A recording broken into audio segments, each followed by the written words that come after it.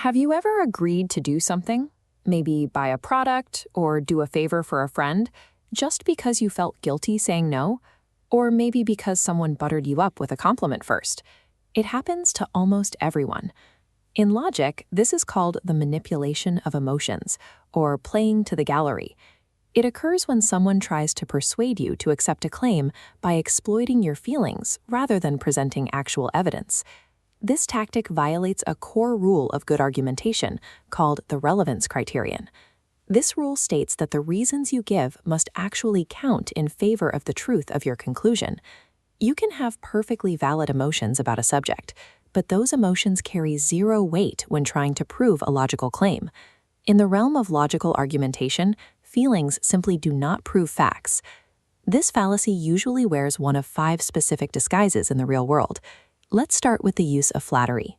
Imagine a stockbroker who excessively praises your financial savvy to win your business.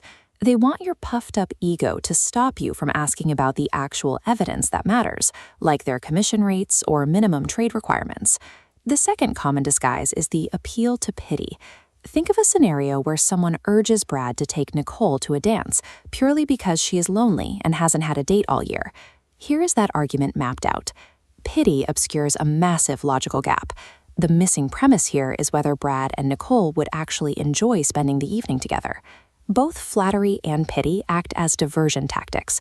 They are designed to distract you from an empty checklist of actual reasons.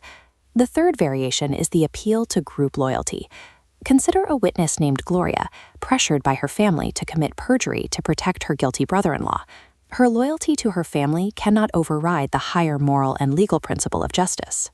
Next is the appeal to shame. You might see this when someone tries to embarrass a man for not opening a car door.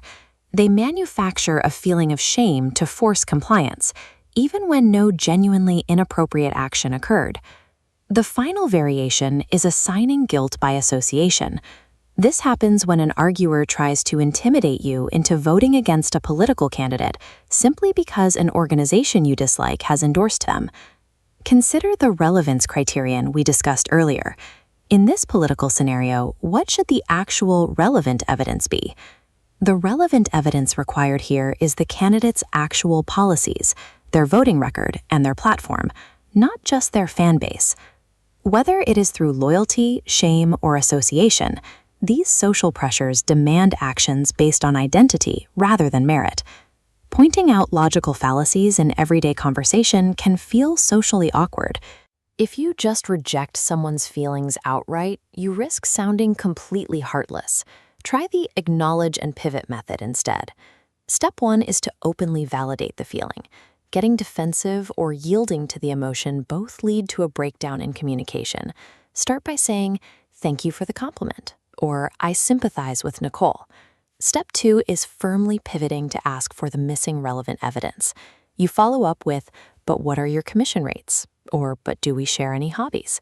So watch out for the 5 disguises of this fallacy: flattery, pity, loyalty, shame, and association. Keep this golden rule in mind. Emotions are completely valid to feel, but they are entirely invalid as evidence.